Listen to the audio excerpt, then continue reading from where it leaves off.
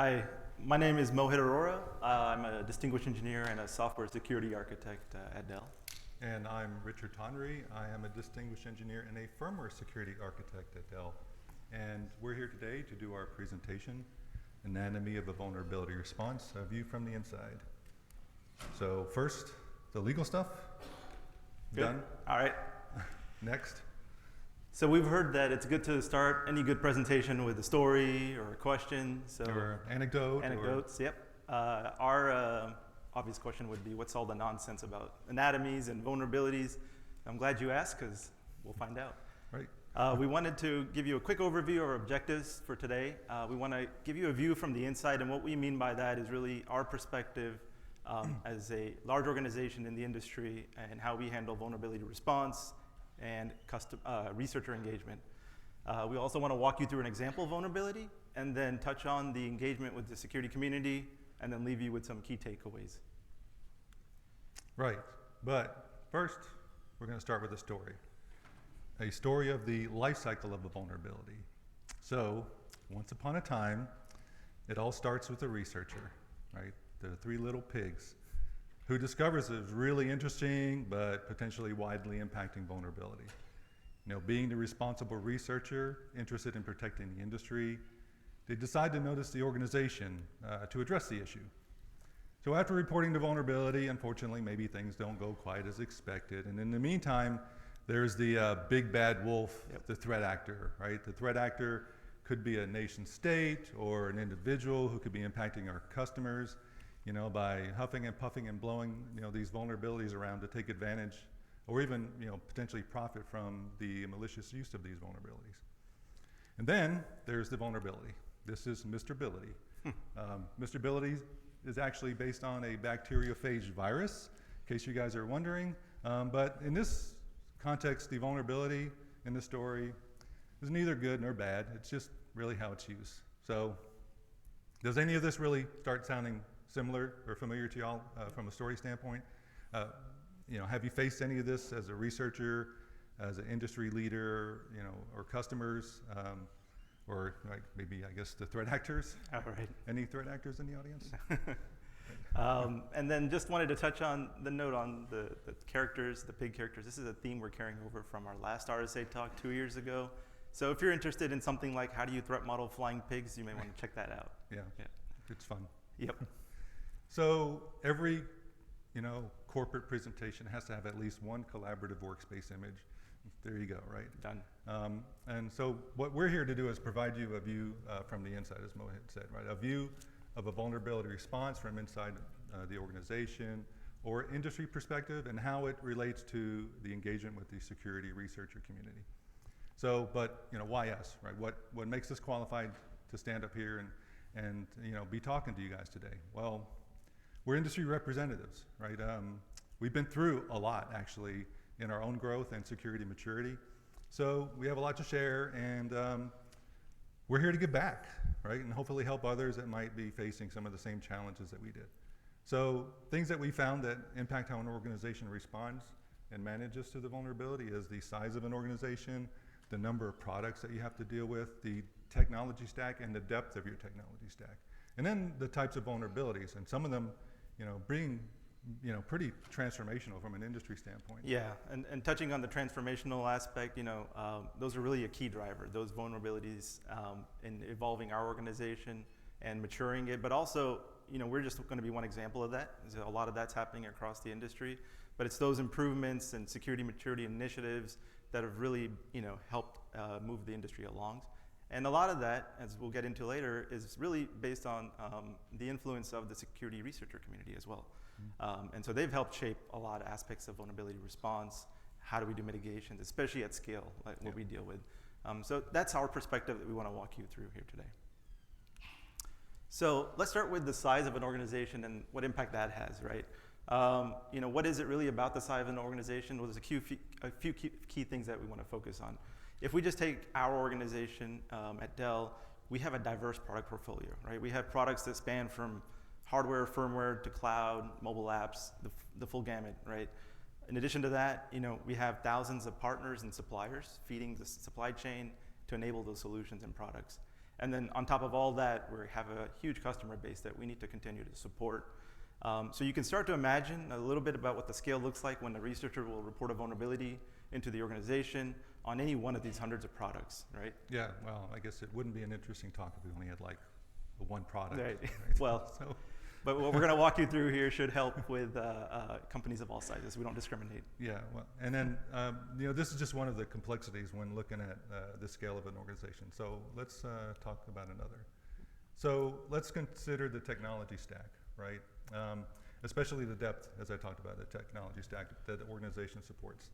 So Dell's portfolio, we support products across the full stack. That's from the low-level hardware, the mechanical solutions, the electrical boards, the firmware, the software, the drivers, the operating system, cloud. So basically everything. And then vulnerabilities can occur across the entire stack. And sometimes those vulnerabilities can impact multiple layers of the stack, right?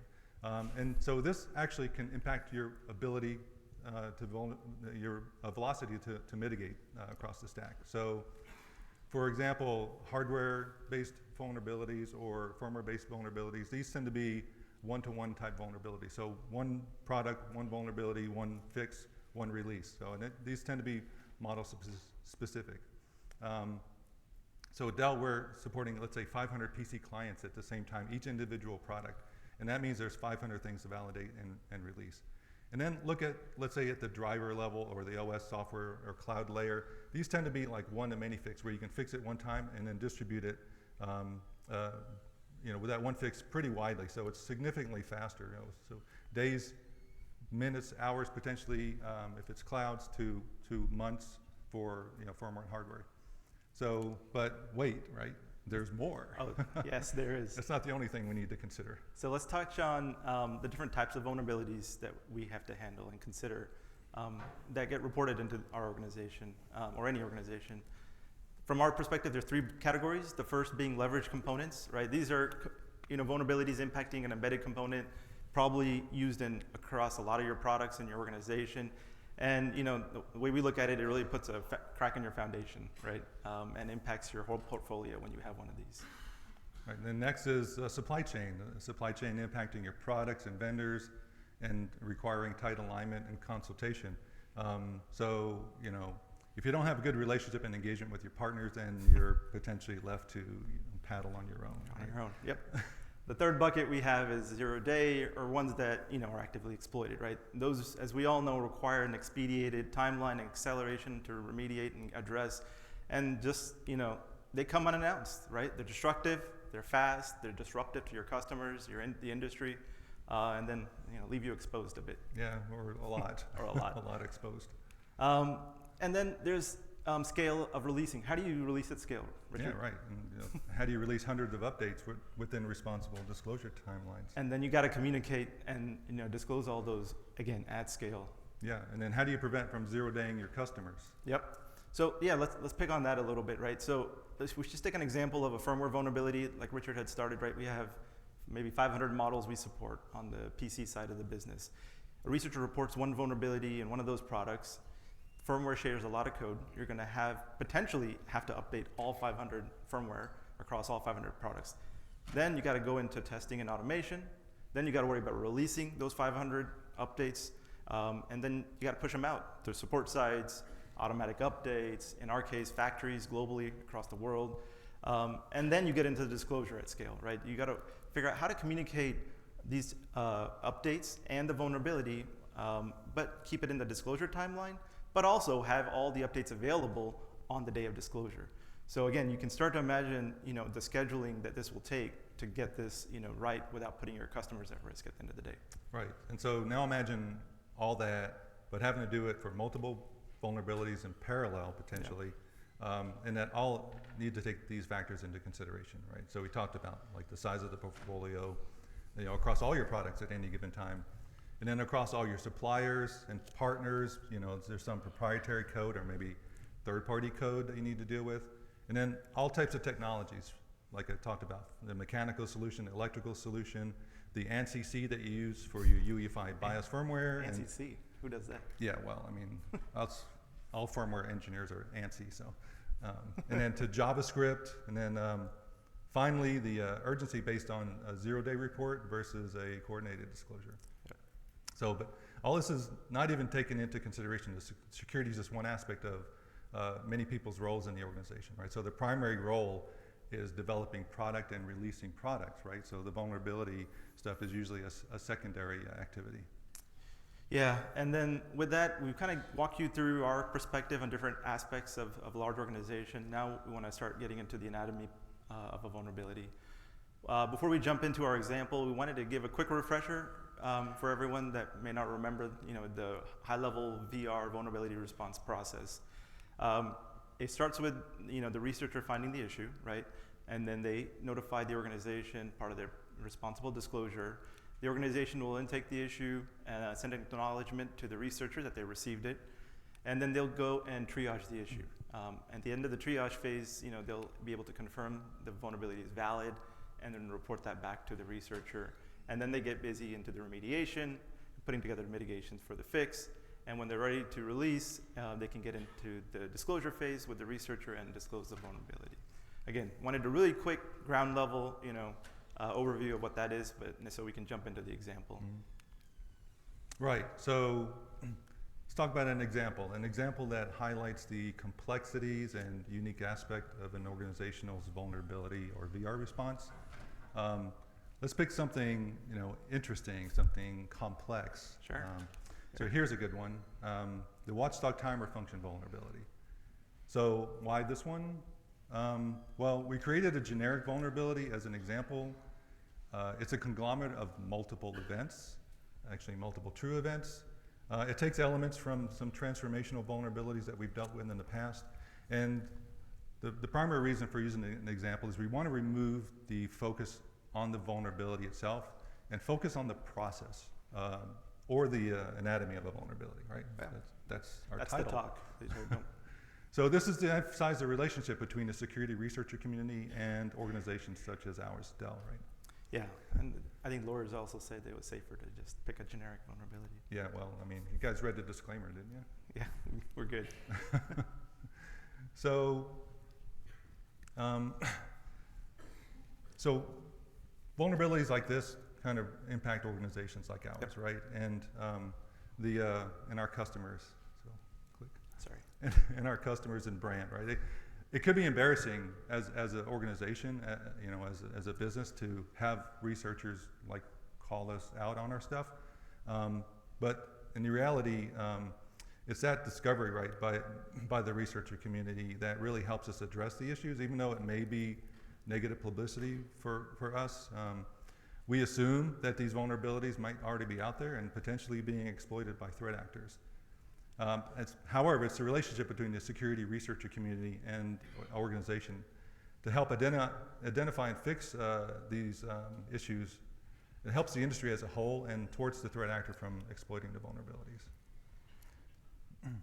And even though it's exposure to our customers and potentially reflects badly on our company and our product, overall it's really better in the end for everyone to have the researcher community find these things, and then we have them to thank for this.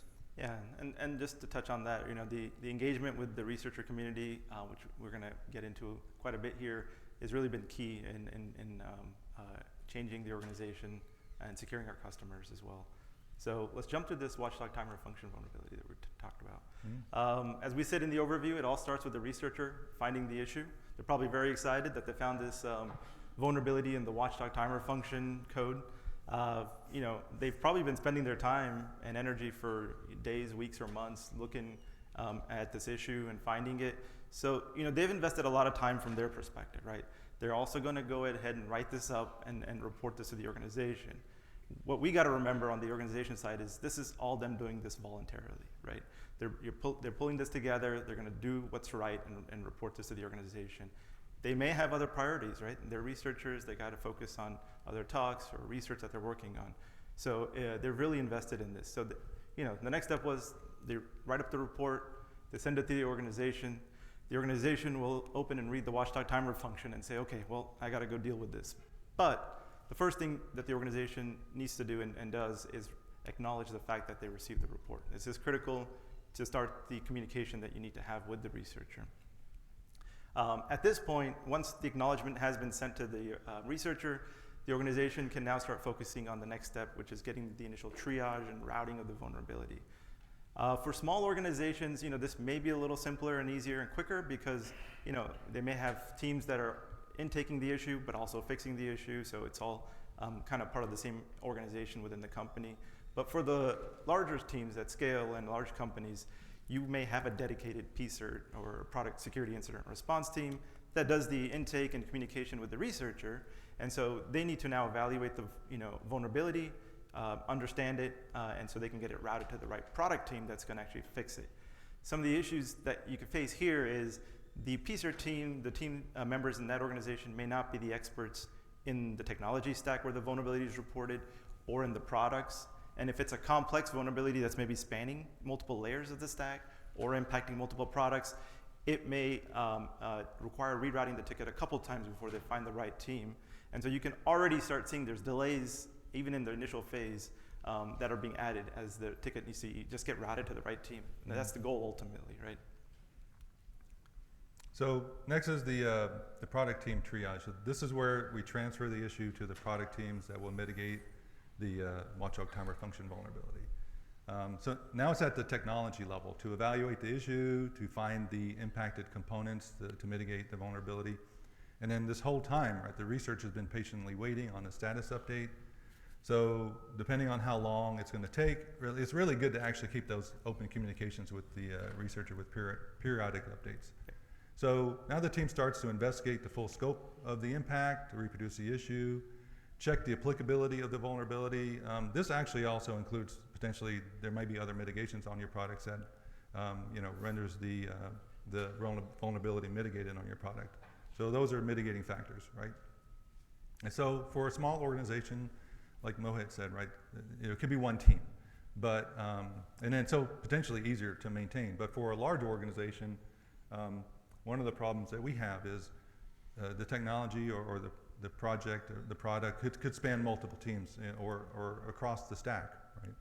So one of the solutions that we've had is we have vulnerability response security champions across the product teams, and those are trained champions on the processes, the vulnerability response processes, but they're subject matter experts on the product themselves, and they're actually embedded in the development teams.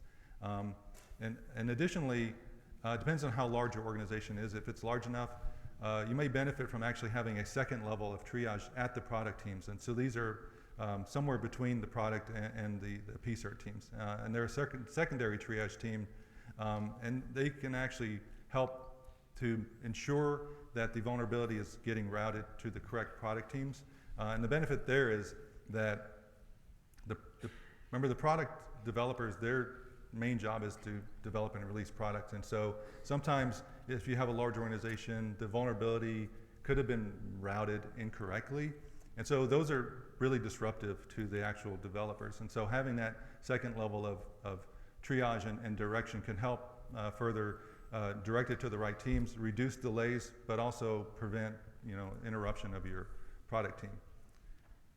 Another problem is that the product, for the vulnerability on the product could be very old, right? And you don't have the development environment anymore to even look at the code. The product may no longer be in support. You may not have the original team that developed the component, or really the team just may not even exist anymore. So one of the solutions that we've established for that is it's really important to establish security support end of life. That means that at a certain point in time, it could be associated with your warranty, or it could extend beyond your warranty. You're no longer going to send out security updates for those products. And so for Dell, we warrant products 5 to 7 years, and some long life products that can go out to a decade. We usually associate our end of security life with that, right? But it's also important to obviously communicate that with your customers and make sure your contracts are pretty clear. Yeah, otherwise you end up supporting everything forever. Yes, and that's not easy. supporting 20-year-old products can be pretty rough. Yep. And we've been through that. So finally, you might just not be able to reproduce the issue, or you need more information or more details trying to understand the issue, right? So this is where engaging the researcher as a partner is important when you need help. it actually helps further the, build the relationship. And remember that they're the experts, right? They're the ones they're finding these things, these complex vulnerabilities that, folks in the organization just may not understand. And that's okay, right? They're researchers, their brain is different than the developers, and it's a different skill set. So, reach out, use them. Actually, they're pretty willing to work with you.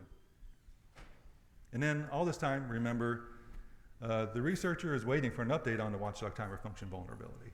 Yep. So how do you manage that? And, making sure that the researcher is kept updated. So one way that we've managed that is having internal service level agreements for the product teams to provide periodic updates to the researchers.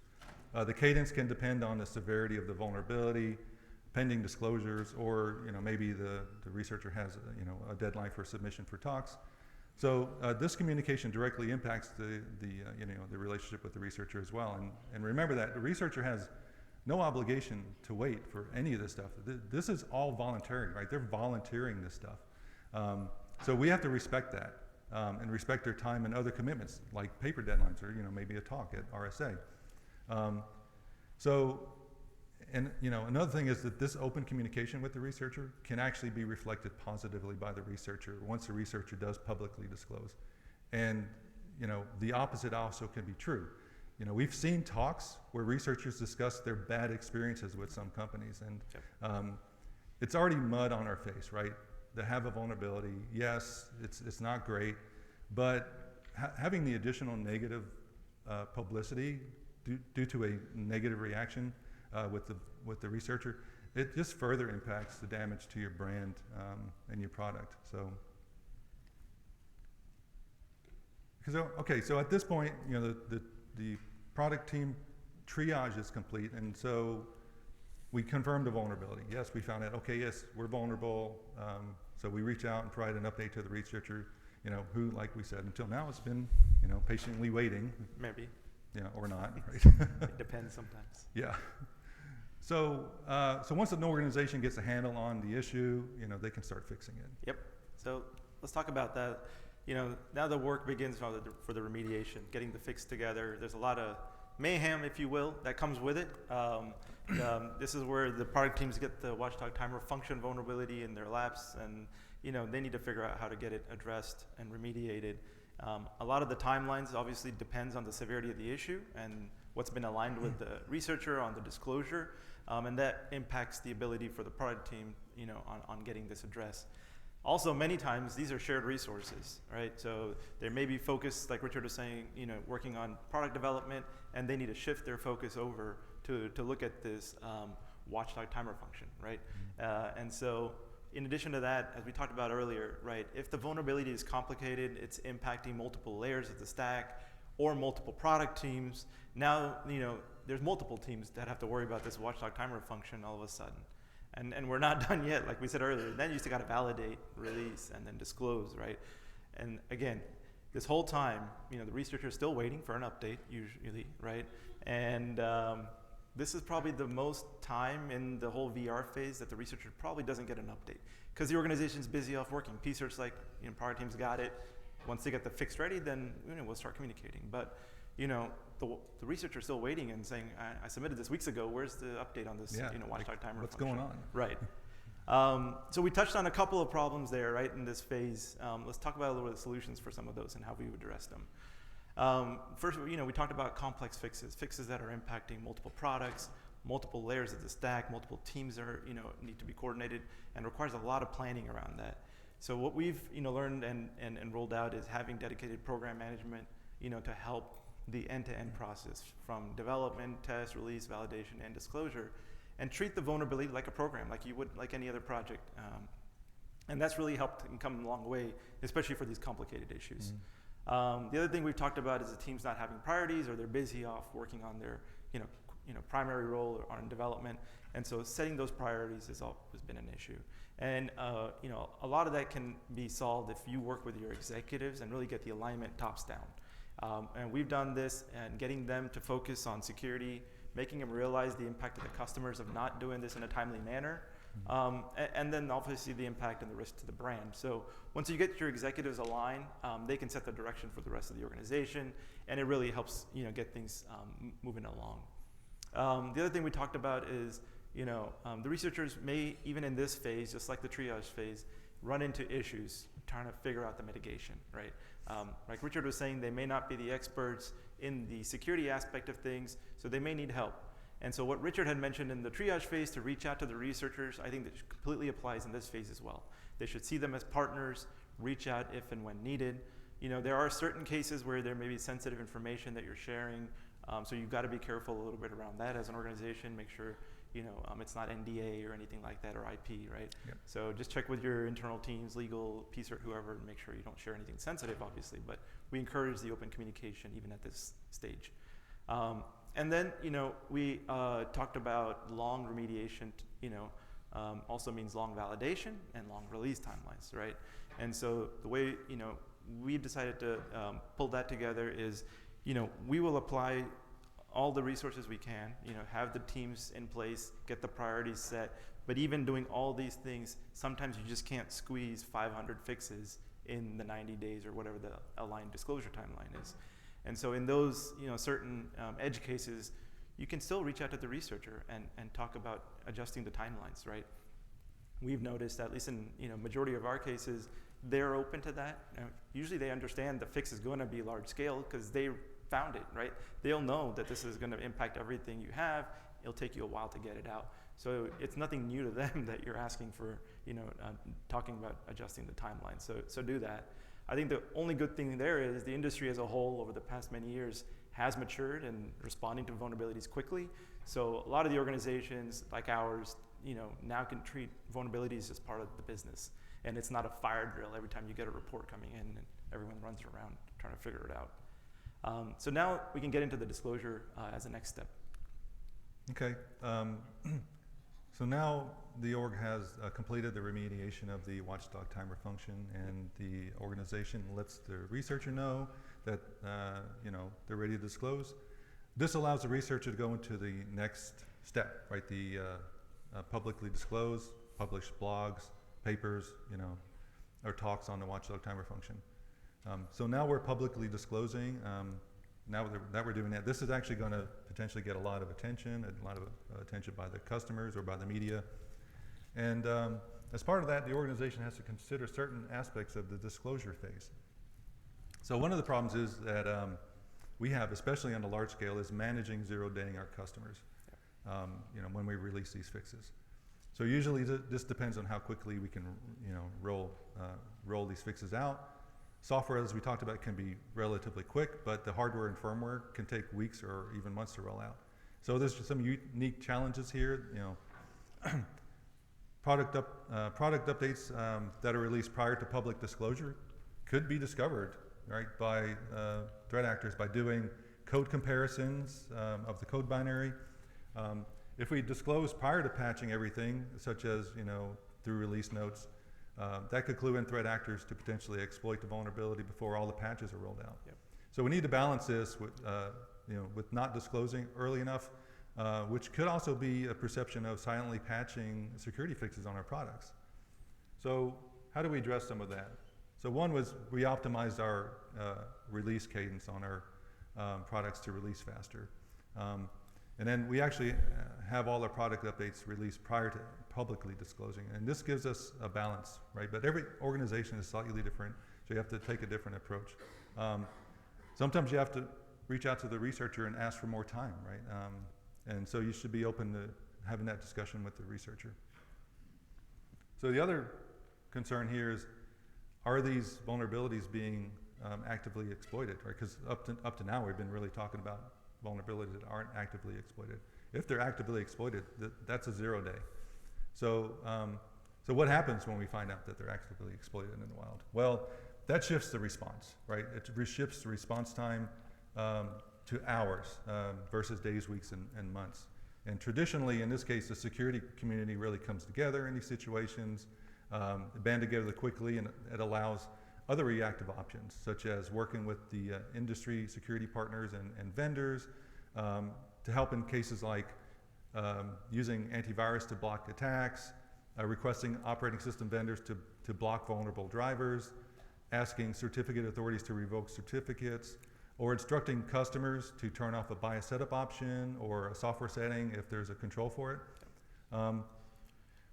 It's still challenging and can be complex when supporting hundreds of products, as we talked about. So having a strong industry and community partnership and relationship is really key in these situations. Because some of these vulnerabilities can really be transformational and move the industry. Yep, and that's as we close off this example, we want to touch quickly on some of these transformational vulnerabilities that were the true events behind this example. Again, these are just a small subset of those vulnerabilities. We all know where we were when we had to deal with some of these, and so they've forced a lot of changes in the industry and our organizations for the long term. And again, we're gonna, we keep repeating this, but the researchers and people that actually find these issues are, helping with that change, right? And the goal between them and us is the same. We want to make sure, we protect against the threat actor, our common enemy here. So, the other thing we want to add here also is, we talked on all the VR phases and the improvements there and changes. There's also changes that these vulnerabilities or these types of vulnerabilities have had on our proactive measures, right? Our SDL, standard secure development lifecycle. In addition to just fixing and patching things, in the code, really looking at the design of the architecture of the software and making sure you inherently address some of the threat surfaces that are out there. The culture and the organizations individually have started to shift, right? Focusing a lot more on proactive measures around security. That was a talk we gave a couple years ago here at RSA. And then improving SDL just beyond the classical software layer, right? For us, we took it down to the firmware, to the hardware layer. We have SDL throughout the full stack now. And again, it's our theme here. We had that was our talk 2 years ago that we mentioned earlier. And so with that, taking the SDL proactive measures, the measures we've talked about here with vulnerability response and better disclosure and coordination with the researcher, this is what, we believe has been significant, But we want to touch a little bit on the researcher engagement as well. So let's jump into that. Okay. So as we have mentioned throughout this talk, the researcher engagement is really important. The primary entity here that benefits otherwise are our threat actors. And so as we start to engage and build relationships and trust, those barriers to communication will actually start to break down. And then in the end, our North Star goal is to work together as partners. And the more engaged we are as partners, the less of a threat the threat actors can pose. It's really just making life harder for the threat actor. So next we actually want to highlight some key aspects of this researcher partnership and its impact. Yep. Let's start with the relationship, right? So how do we really start building that relationship, the initial relationship with the researchers as they work with you? We believe establishing a foundation really right when you first get that report from the researcher, right, is the key. First impressions are important, even in vulnerability response. And so really using that as an opportunity to put your best foot forward. Yeah, and then you want to, build on that relationship. So you can do so by including them in your triage and solutioning, reach out to them, discuss with them, including them in potentially even testing the fix. So if you want them to double check your work. This in turn actually makes their input feel welcome. And then from our experience, we said the researchers are actually pretty willing to do that. And then as a result, we've actually seen researchers coming back to us, building on that relationship and, separate from the vulnerability response and maybe giving us a heads up on, potentially emerging threats or areas of concern that we should be looking at, right? Yeah, and then third, maturing that relationship that you're putting together, pulling them part of the VR process and making them being seen as a key value of that, but also beyond that, as I mentioned earlier, bringing them into your proactive measures, right? If you're doing private bug bounties, for your products before you release them, invite them to those, right?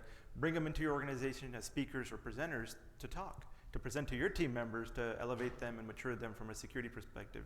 They have a different way of thinking, right? And so that's really helpful. We actually have done that and brought in a researcher, presented to our organization. They provided their insights, their methodology on how they go and find these vulnerabilities, right? And it really provides a view from the outside for our organization team members on how to deal with this. So something we've seen really firsthand that's worked and improved our whole VR process and aspects of our SDL process as well. So, we'll touch on how this really is turning into a partnership at this point beyond just a relationship. Yeah, so, let's take things to the next level, wink, Yeah. right? Let's take the relationship and foster a long-term partnership. So, start with like engaging, right? The way you engage with the researcher has an impact, and I know we're kind of stating the obvious here for some of this stuff, but the attitude is really the differentiator. So if you engage as a partner, you reach out to them for more information if needed on issues that you don't understand. It actually really helps. And then, like I said, you can bring them in to actually help check your work. Yep. Communication is also key, just like any good partnership or relationship. It's very important, not just that you're communicating, but how you're doing it. Like Richard said, your attitude really, it comes through when you communicate with the researcher. Additionally, you want to give them multiple channels to communicate with you. We've, come to, based on our experience, realize that, some researchers are good coming through bug bounty platform. Some are not. They still want direct communication, give them an email, mailbox option. So you really want to meet the researcher where they are and give them options to communicate at least. All right, next is you coordinate. We talked about balancing coordinating releases with responsible disclosure timelines required to release complex patches, and then balancing that with potentially zero-daying your customers versus the perception of silently patching, right? So you can coordinate these requirements and work together as partners to achieve a solution that works well for both the researcher and the organization. Sometimes the researcher will pre-wire the media as part of the disclosure rollout, and this is an area where the coordination is actually really important. And so if you are engaging with your researcher, the researcher can work with you on that and allow the organization some time to prepare their own response in anticipation of the media or the customer outreach. So we said a lot about partnerships and trust and positive engagement, but on the flip side, we have to balance this, right? Because the researchers need to keep their independence and then have the freedom to keep expanding and researching and not be inhibited by the relationship. So we need to keep them, have them continue to challenge us, right? And they actually serve as checks and balances. So and with that, we need them to continue influencing the industry. Yep.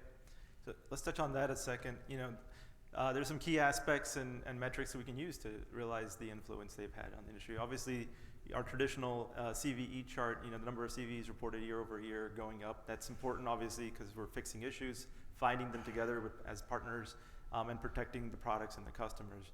The other example we've seen is the adoption of bug bounty programs. So we talked about that. And we've seen organizations adopting those more and more. Right? Some of the latest metrics we saw, I think, about there's been a 10x increase over the past decade on the number of bug bounty programs. And so that really shows you that organizations are starting to hear the researchers, meet them where they're at, and really helping them and enabling them. So a lot of this influence has benefited the industry as a whole. Yep. So how do we give back to the community and the industry, right? Well, you want to have like open and direct engagement and relationship with the security researcher community, using platforms like this, like RSA or other conferences, to share, our learnings back to the industry, kind of like what we're doing today, right? Helping our partners and vendors influence their security requirements and security maturity initiatives, and then also like driving improvements in the industry through industry standards such as FIRST.org or MITRE. Okay, so we've discussed a lot here, Yep. right, on the importance of the researcher community from our view from the inside. So what are some of the key takeaways we want to leave you guys with?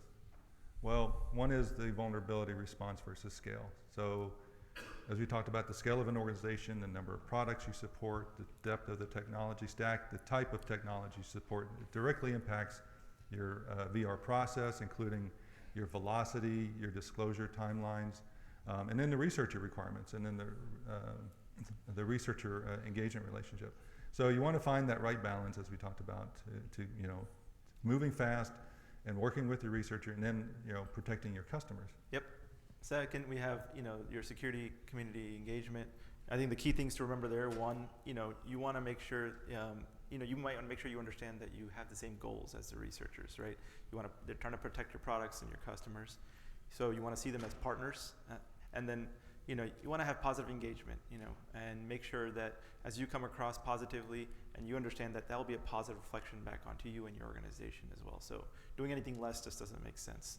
And as we said earlier, it's really about building those relationships, not the walls.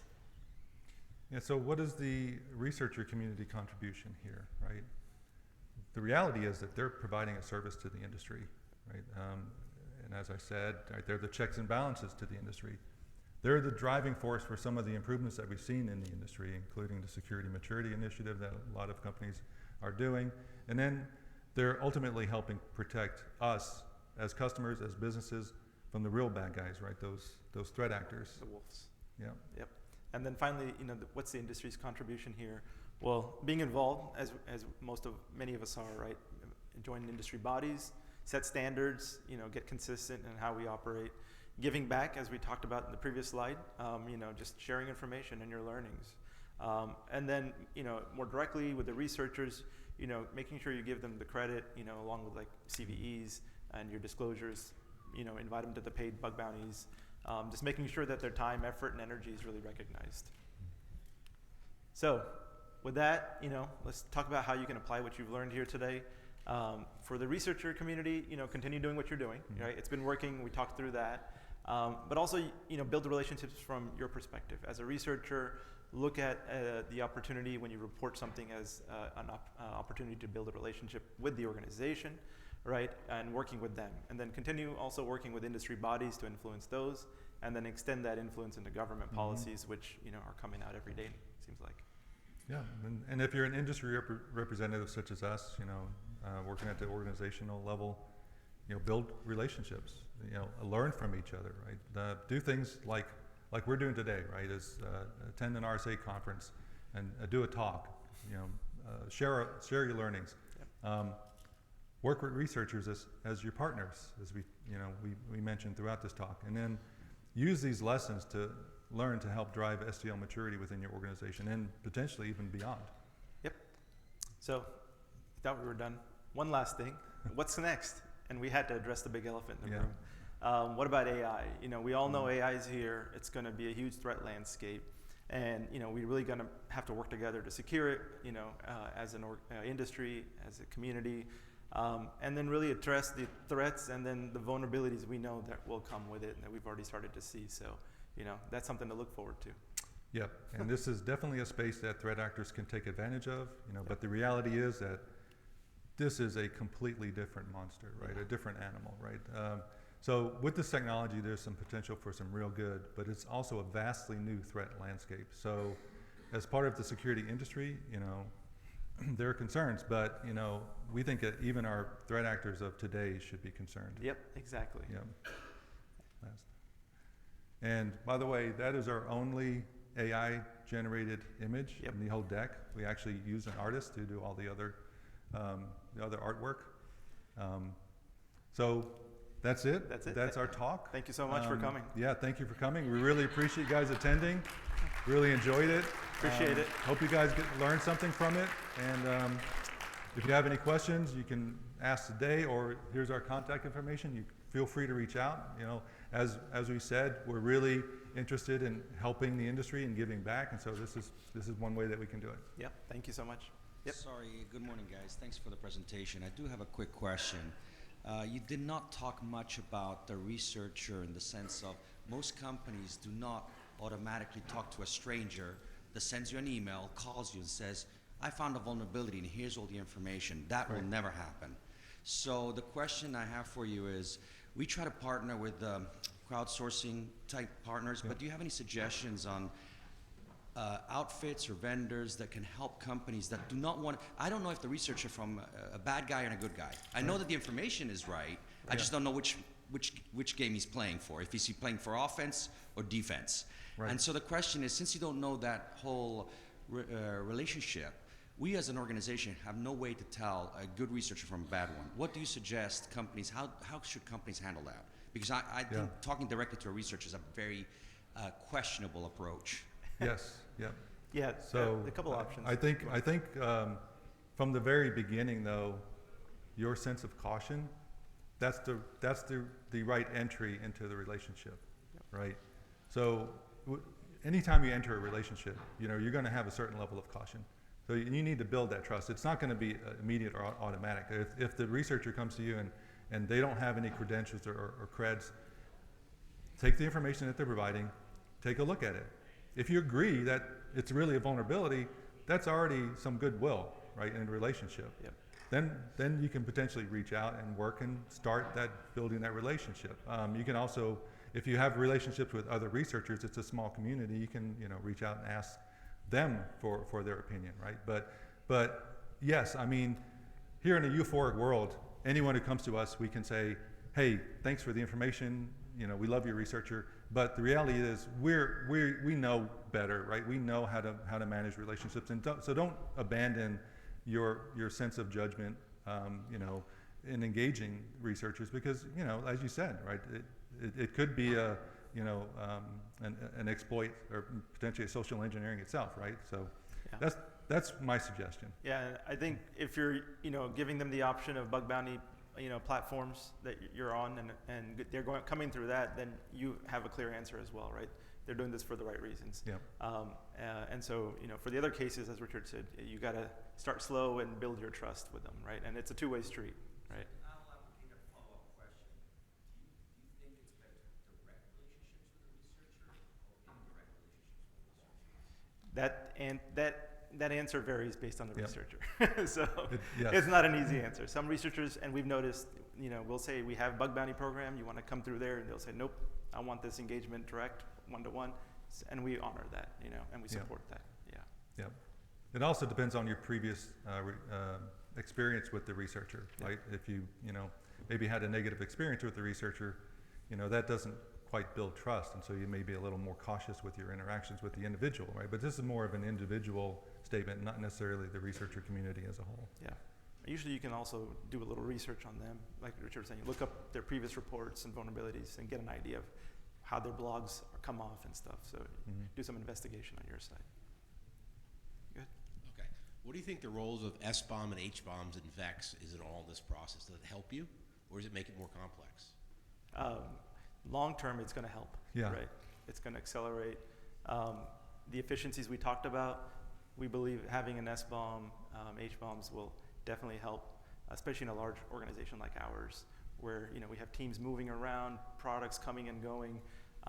That small core team that, you know, is the PCERT team or the next level triage can't always be up to date on every component and every product. Having the tools to support that scaling is always welcome for us. Yeah, and depending on the resolution of your SBOM, depending on the resolution you have, right, that can actually help narrow down the area that you know, from the researcher information where you need to focus, right, from the mitigation, the area you need to mitigate. Do you ever think SBOMs and HBOMs will be shared Shared publicly? Shared between public- companies? Oh, well, I I think think we're gonna- ultimately, yeah, yeah. ultimately it should be public information. Okay. yeah. It's a very easy Especially- thing because, you know, you want to open up, like, for example, if you have Log4j in an app, do you really want to show that you really have it or not? Well, Well, That makes yeah, sense. I mean, well, so an organization like ours, we also have a lot of third-party code, right? So we have to have those discussions with our partners already and be aware of what's in those products. And so SBOMs would just make that, you know, easier. right, and one of our goals is the code should be secure regardless of whether you know what we have in our code or not, right? So the obfuscation, you know, it's not, there's no security by obfuscation in this case. Cool. I have one more, but you go ahead. It's okay, go ahead. Okay. Do you see any push for audit and artifacts of the vulnerability triage and remediation processes internally, Depends on your definition of artifacts. so that you did it? For example, you went through all 500 products and said, okay, here's the 100 that are done, here's the 100 that affect, here's the 100 that there's 50 done and 50 to go. That you've done your job, like for an internal audit. And your question was, is there a benefit to that? Is it? what No, was- do you see any push to that Oh, well, I believe from the so. inside? Yeah, it's always good to have checks and balances, right? And so you should have an internal audit team that comes in and validates that the process is working. Does it need improvements, right? So I think that's something we have that today. Okay. So yes, And then also, you know, back to the researcher relationship. you know, if we didn't mitigate it correctly, or if we maybe missed the mark, having that relationship with the researcher, you know, they can come back and check your product and say, hey, guys, you know, you kind of messed up a little bit here. You need to go address this. And that's why it's actually really great to use them before you do the release and say, hey, this is what we're doing. Are you okay with it? Does it look right? And, Okay. and you know, they can't necessarily check everything because, you know, it's voluntary and they have other stuff to do, but that does, you know, provide another level of balance and another level of checks too. Okay. So it's more of a, like what you're saying is, you know, the industry is working on, you know, the honor system and attestation. We're saying, hey, we patched this thing, right? We just released our release notes and saying we patched it, right? Versus whether they really did, right? Right. So, yeah, I mean, Silent patching is not, they're No, trying to make yes, sure you're not right. doing it. Right. yeah. Okay, thank you. Thank you. Final question. We have one more minute. I'll keep it short, thank you. So, first of all, thank you. This was very informative. My question is related to what you mentioned. Researchers have no obligation to wait in terms of publishing their findings. But what about if they can actually commit to a responsible disclosure window? It's a standard of 90 days. Yeah. We acknowledge receiving the vulnerability. Thank you. Do you confirm acknowledging 90 days? They say yes. Yep. And then next thing we know, a couple of weeks later, they start publishing something. Right. Does that still apply, that statement? This is also a matter of trust. It depends on the researcher you're working with, right? For the most part, the researchers are honorable. Yeah. We trust them. We can negotiate responsible timelines if we need extensions. They're willing to help, even though it may actually put them at some risk, because also the researcher is trying to get this out publicly so they get credit for it, because Right. another researcher may, you know, find it in parallel and then they lose credit. But for the most part, yeah, I think Yep. when you work with them, you know, they honor it.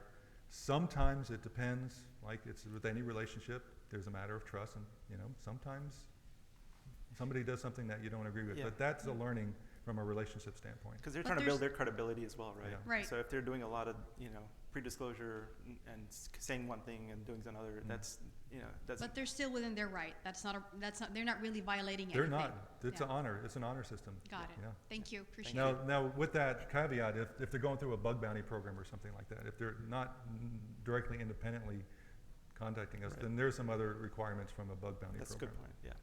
Thank you. Thank you. Thank Thanks, you everyone. to our speakers. Thank you for the audience participation.